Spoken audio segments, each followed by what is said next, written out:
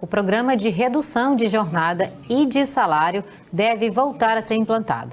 O governo federal deve anunciar a medida ainda nesta semana.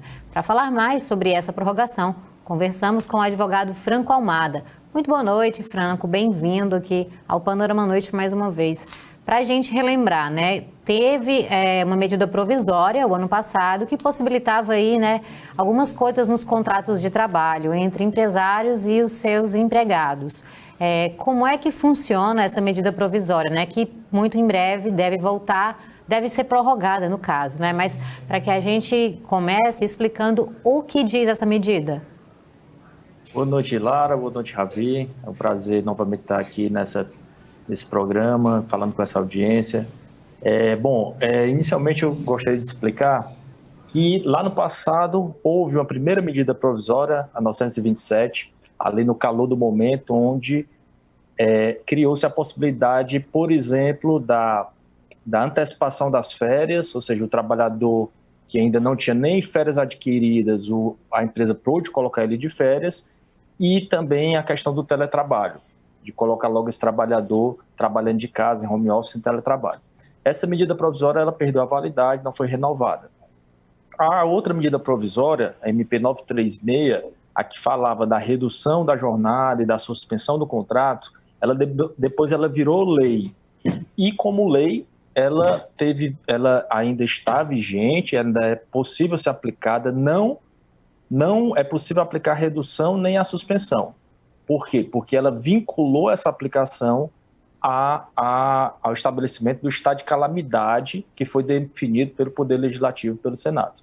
Então, só para a gente fazer esse corte histórico, tanto a MP 936, ela não tem mais validade, ela virou lei, e tanto a MP 927, ela também perdeu a validade, porque nem lei virou, ela caducou, como se diz.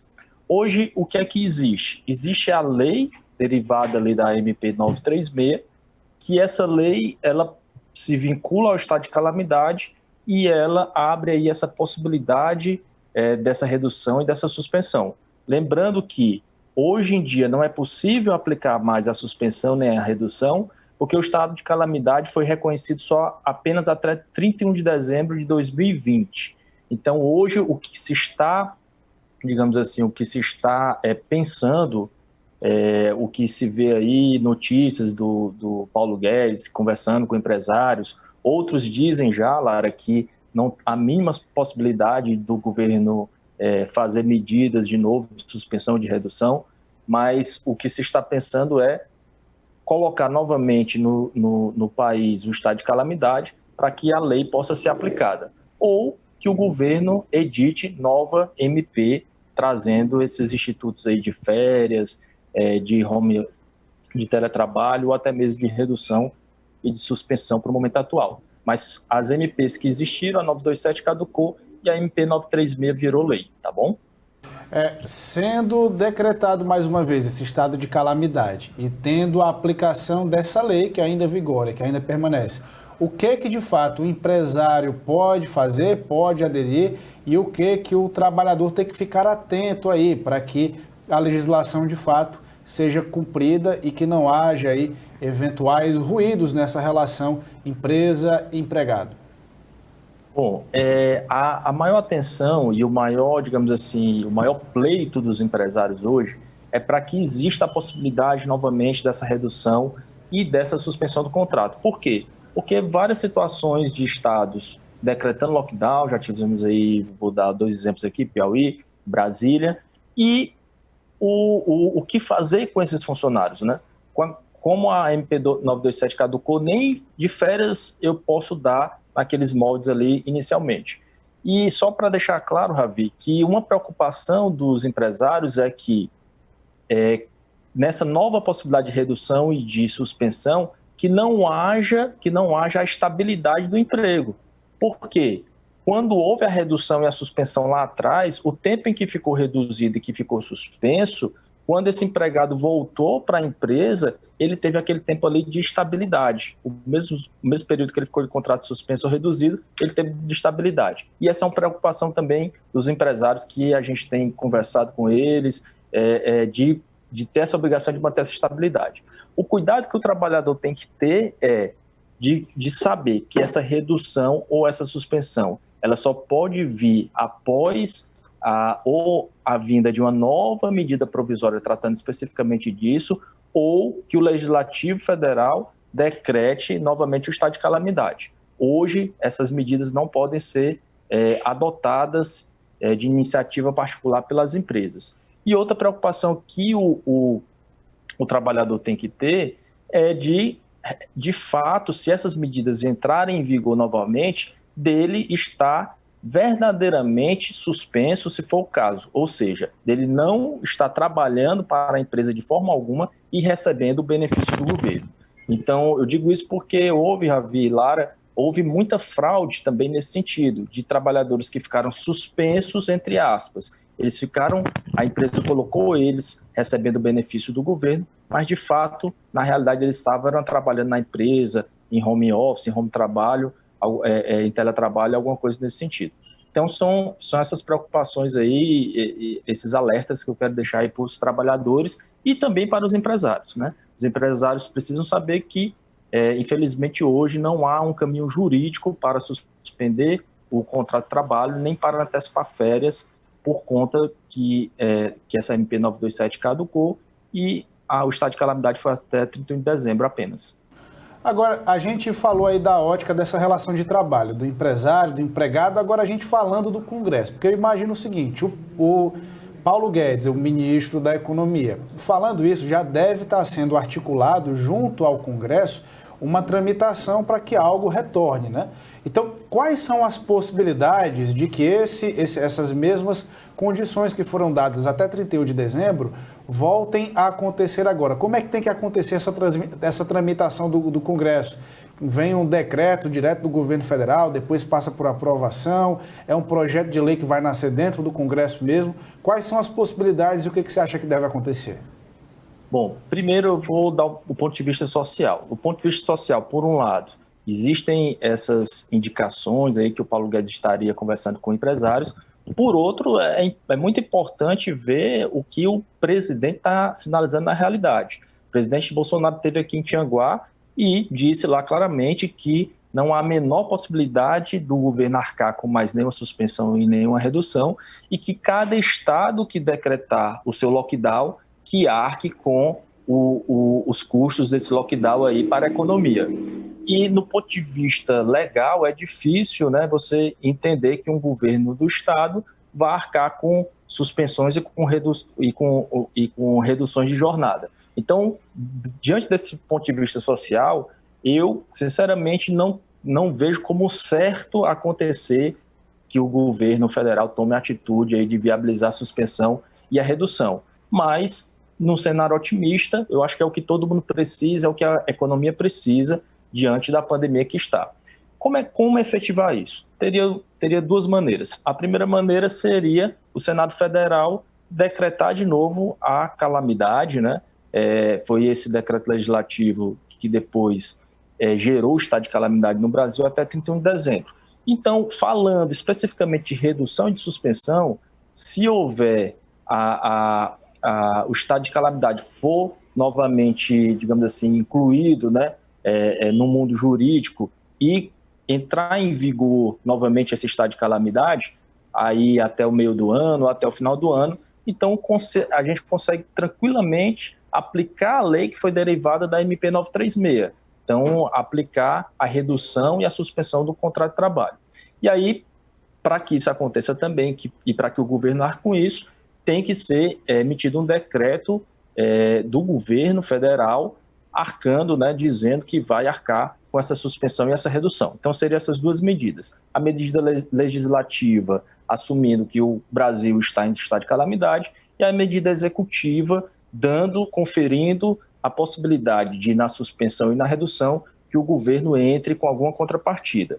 Nesse segundo momento há uma dúvida, vai ser do mesmo jeito que no primeiro momento? O governo vai entrar com uma contrapartida menor? Lembrando, por exemplo, que esse auxílio emergencial que está sendo conversado e possivelmente seja aprovado agora, ele reduziu bastante o valor. Ele começou lá de R$600, depois baixou para 350 e o valor que está se conversando agora é 250. Então, a primeira dúvida, uma vez estado de calamidade, uma vez o governo fazendo mais um decreto executivo no sentido de que vai arcar com esse estado de calamidade nas suspensões e nas reduções. Quanto seria? Seria o mês do primeiro momento ou um valor menor?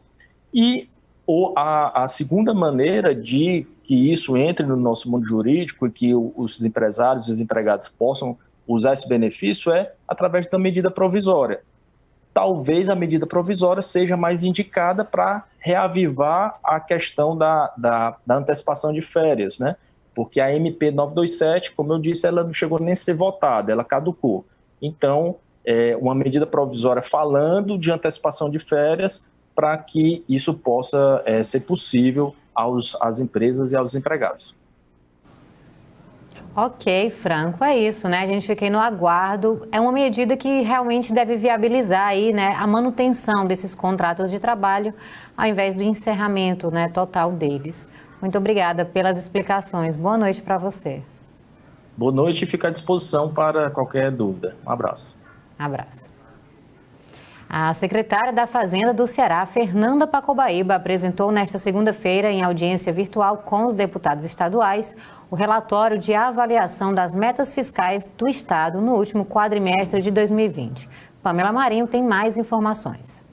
Na apresentação aos parlamentares em reunião virtual, a secretária da Fazenda do Ceará, Fernanda Pacobaíba, ressaltou a proporção dos investimentos públicos feitos pelo governo estadual em comparação com a receita corrente líquida, que é a soma de todas as receitas tributárias em 2020. O Ceará investiu 2,48 bilhões de reais, o equivalente a 11,3% da RCL. O maior percentual entre os estados brasileiros pelo 6º ano seguido. Está aqui o quadro dos investimentos para vocês terem visibilidade, né? Para a gente já é o 6º ano que o estado do Ceará está em primeiro lugar como investidor público no Brasil, comparado à sua receita corrente líquida. Estamos a média de investimento público nas unidades da federação da ordem de 1.391 ano passado nós fizemos 2.483, então quase o dobro da média nacional. Isso aí já é um padrão que nós temos. Aí em 2019 a média nacional foi 1.260, nós investimos 2.211, então assim, e esse ano promete muito investimento aí também, capitaneado aí pelo nosso governador. E aqui, em proporção da receita corrente líquida, isso representa, ano passado, 11,3% da nossa receita corrente líquida, a média nacional de investimento público é da ordem de 5,8%. Só nos lembrando, né, que nesse momento o governo federal tem o pior desempenho em investimento público da história de toda a série histórica, tá? Então é super importante para sair dessa crise, realmente o Estado do Ceará acreditar e investir fortemente. Por quê? Porque isso gera mais empregos, gera uma sinergia positiva e a gente consegue superar mais. Quando não tem investimento público, que as pessoas às vezes acham que investimento público é deleite. Não é. Investimento público é política focada para transformar a vida das pessoas, porque isso movimenta a economia. Falando sobre despesas públicas, a secretária destacou os gastos com a saúde, que cresceram 26,42% no ano, ultrapassando 4 bilhões de reais. Fernanda aproveitou para contestar uma divulgação do presidente Jair Bolsonaro de uma planilha indicando repasses federais na ordem de 42 bilhões de reais ao Ceará para o enfrentamento da crise sanitária causada pela pandemia. Encerrado esse ano de pandemia, o que é que nós tivemos? Por óbvio, um agigantamento dos gastos com saúde, né, gente? A saúde realmente foi a grande vedete em 2020, deve continuar sendo a grande vedete em 2021. Os gastos com a saúde ultrapassaram 4 bilhões de reais, um aumento de 26,42% comparativamente a 2019. E aí, nós, por determinação constitucional, devemos aplicar 12% da receita líquida de impostos e taxas em saúde, e nós aplicamos 16,54%. Está aqui o percentual. Gostaria de ressaltar bem esse dado, deputado Sérgio, né, porque ele tem sido ele bombou no final de semana com algumas publicações, né, que falavam no valor de 42 bilhões de reais para o estado do Ceará. Realmente eu estou atrás desse dinheiro, porque, sinceramente, para o estado do Ceará, no tocante às transferências Covid, nós recebemos 2 bilhões 136 milhões de reais, estão aqui elucidados. 499 milhões, que foi o quê? A medida prevista na medida provisória 938, em que nós mantivemos o mesmo valor do FPE de 2019, governo federal. Como houve queda na arrecadação desses tributos, né, federais, ele passou a complementar para que ficássemos no mesmo parâmetro nominal de 2019. Isso aí deu 499 milhões. Outro valor, desculpa, eu falei lei complementar 170, lei complementar 173. Outro valor que veio para a gente foi o quê? A queda da arrecadação do ICMS, um auxílio para poder amortizar a queda das arrecadações próprias do estado do Ceará, que é a lei complementar 173. Nesse montante, recebemos 919 milhões do governo federal. Lembrando, deputado Sérgio Aguiar, que foi uma coisa que eu me bati muito ano passado, mas o estado do Ceará ficou em último lugar per capita nesse auxílio do Brasil. Nós tivemos aqui, o Ceará ficou em torno de R$100, cento e poucos reais por pessoa. O cidadão do Mato Grosso recebeu R$300. Quer dizer, o cidadão do Mato Grosso ele vale 3 vezes mais do que um cearense, porque o auxílio que o Mato Grosso, sem ter tido queda na arrecadação, porque o Mato Grosso é o estado agrobusiness, é um estado agroexportador, o dólar lá em cima, então eles não tiveram a queda de ICMS que nós tivemos aqui, e eles receberam um volume de dinheiro 3 vezes mais do que o estado do Ceará. Outro ponto destacado pela secretária na audiência virtual foi o real peso do Imposto sobre a Circulação de Mercadorias e Serviços, o ICMS, sobre o preço dos combustíveis, que tem sofrido altas constantes desde o ano passado. Diferentemente do que algumas pessoas têm falado, né, especialmente houve uma corrida agressiva para o ICMS, de dizer que o ICMS era o grande vilão do aumento dos combustíveis, mas a gente sabe que 2 grandes são os vilões para o aumento de combustíveis. O primeiro deles é a questão da dolarização, da forma como a nossa moeda se transformou, segundo dados da FGV, na moeda comparativamente ao dólar mais desvalorizada do planeta. A dolarização é algo que é super importante e também a política adotada pela própria Petrobras. A China nunca teve tantos bilionários, apesar da pandemia, que sacode a economia global. O país ultrapassou seus rivais mais próximos, incluindo os Estados Unidos. É o que aponta um ranking publicado nesta terça-feira. A força da economia chinesa não produz apenas bens de consumo. De acordo com o ranking anual do gabinete Hurun, a China nunca teve tantos bilionários e ultrapassou os rivais mais próximos, incluindo os Estados Unidos. Um crescimento que parece ignorar a pandemia do coronavírus. O país oriental foi o primeiro a ser afetado pela doença no final de 2019. Apesar de a Covid ter paralisado a economia, a nação foi a primeira a se recuperar e a voltar a crescer. O gigante asiático somou 253 novos bilionários e domina amplamente o ranking mundial, com um total de 992 super ricos, incluindo Hong Kong. O tamanho do clube de bilionários da China quase dobrou nos últimos 5 anos. O homem mais rico da China é o empresário do setor de água engarrafada Zhong Shanshan, que um ano antes nem estava entre as 100 pessoas mais ricas. Sua fortuna está avaliada em 85 bilhões de dólares. Em números, os Estados Unidos são o segundo país com mais bilionários, 696. A potência somou 70 novos super ricos.